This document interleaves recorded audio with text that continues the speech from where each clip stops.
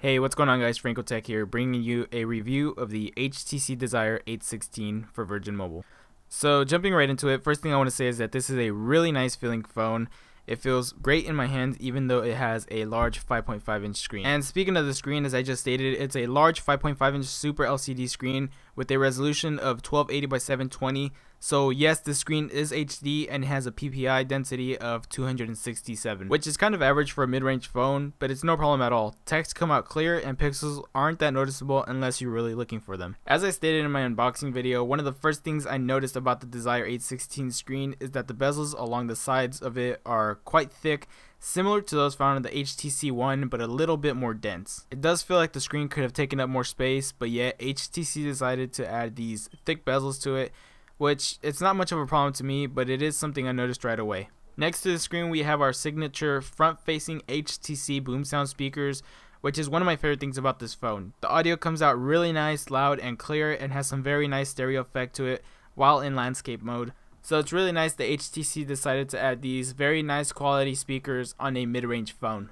Also in the front next to the top speaker is the 5 megapixel front-facing camera, our proximity sensors, and our LED notification light.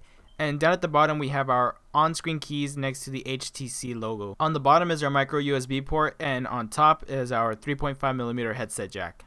On the right is our dual SIM port and our micro SD card port, which is expandable up to 128 gigabytes, which will come in handy because the phone only has 8 gigabytes of internal memory. On the left we have our awkwardly placed power button that sits above the volume rocker.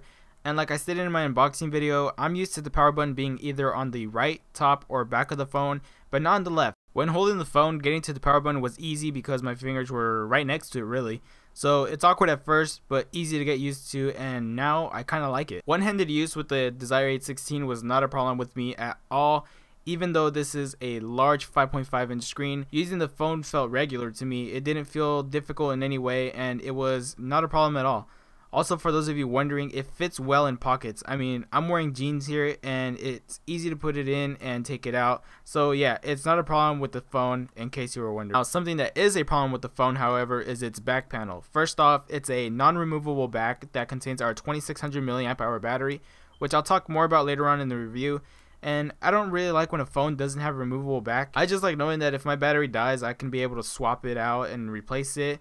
And I can't do that with this phone. And back to the topic of the back panel, I don't know why, but HTC decided to slap on a glossy fingerprint magnet back panel on the Desire 816, and I don't like it at all. It scratches easily, feels cheap, and yeah, fingerprints everywhere. At first when I held the phone though, I thought it would be slippery, but no, it's not. The grip is actually pretty nice, but I just really don't like the back panel, and many would agree with me on that. The back of the phone is glossy, however the front and the sides both have a matte finish to them, which I think is nice. Other than fingerprints, something else that resides on the back panel is the 13 megapixel camera and the single LED flash, which honestly is my favorite part about this phone. The camera on the phone is really nice. It's one of the best cameras I've gotten to use, and it's easily one of my favorites. It does feature the newer HTC Sense 6 layout, which I personally like. It has a lot of nice features and a lot of different shooting modes like macro, anti-shake, HDR, and a few more. As for picture quality, pictures come out really nice, but every now and then with strong lighting, some pictures will be washed out. The 13 megapixel camera does a really nice job at getting clear and detailed pictures. Low lighting pictures come out a bit on the dark side, but the focus and quality of them are still pretty nice. Macro shots are really great, however you're going to want to make sure you switch the camera mode to macro because using autofocus for it made the pictures come out a bit too bright. HDR shots come out really nice and detailed, however to get that perfect picture you're going to want to make sure your object isn't moving and that your hand is steady, or else it will come out blurred.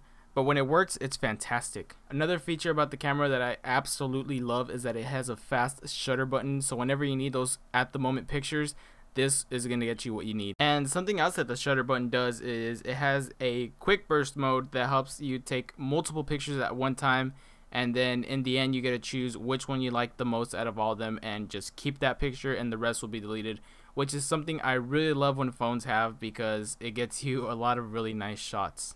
The phone does record in 1080p at 30 frames per second and 720p at 60 frames per second, and video quality is really great on this phone. It also has a slow motion feature that records at a resolution of 768 by 432, and yes, it works and it's fun to play with, but the quality is more on the bad side and videos come out really dark. Overall, I was highly impressed with the video quality and the picture quality of this phone because, well, it's a mid-range phone, and a great camera on a mid-range phone isn't something you see every day. As for the front-facing camera or selfie camera, pictures come out really nice but a little too zoomed in, and I wish it would have been a wider lens, but it's not too bad either. The hardware on this phone is something that you would see on most mid-range phones. It's running on a 1.6 GHz quad-core Snapdragon 400, an Adreno 305 GPU, and 1.5 GB of RAM, so it's really speedy and fast, and I have experienced no lag whatsoever running basic applications.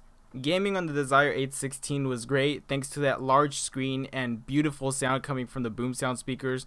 However, with graphically intense games, it did tend to lag a bit. And with gaming comes battery usage, and the battery on this phone was pretty disappointing. As I stated earlier, it's a 2600 mAh battery like on the HTC One, but it seemed to drain really fast. I only got about 4 to 5 hours of moderate to heavy usage, but I would find myself constantly charging the phone again and again, even with the power saver mode on.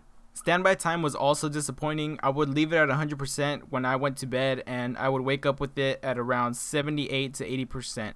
Gaming made the battery die much quicker as well. After about a 15-minute gaming session, I noticed the battery life went down about 5 to 10% most of the time. So with this phone, I felt I really had to conserve energy, but thankfully HTC added the power saving mode and also the extreme power saving mode, which is a mode that basically locks you out of everything other than your necessities like calling, texting, emailing, your calendar, and your calculator. And I found that even with the strict limitation of usage, it didn't really conserve battery life as much as it should have. So overall, the battery life was pretty disappointing.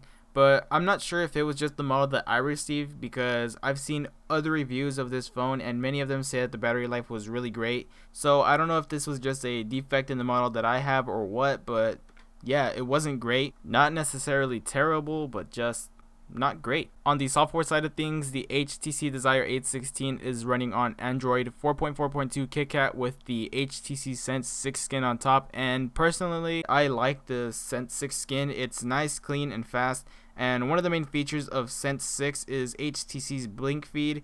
And basically Blink Feed is a home widget that can be activated or deactivated whenever, that allows you to add multiple news sources and social media sources to your home screen. The nice thing about it is you can choose what you want to see on your Blink Feed by manually adding the different sources that are available, and they will all show up. Also, say you want to keep all your sources but you only want to see what one source is up to, then you can go over to that certain source and your feed will be nothing but whatever they have posted. So overall, the Desire 816 is a really nice mid-range phone that can perform and do almost everything you ask it to on a beautiful 5.5-inch screen, but it comes with the cost of a poor battery life. Thankfully though, the camera does make up more than enough for the battery life, making this a really nice phone. Although I do wish it had a better battery life and a removable back panel, the HTC Desire 816 is a great phone for you if you love big phones. So there you have it guys, that's my review on the HTC Desire 816 for Virgin Mobile. Thank you so much for watching. If you found the video informative and it helped you, go ahead and leave a like down below.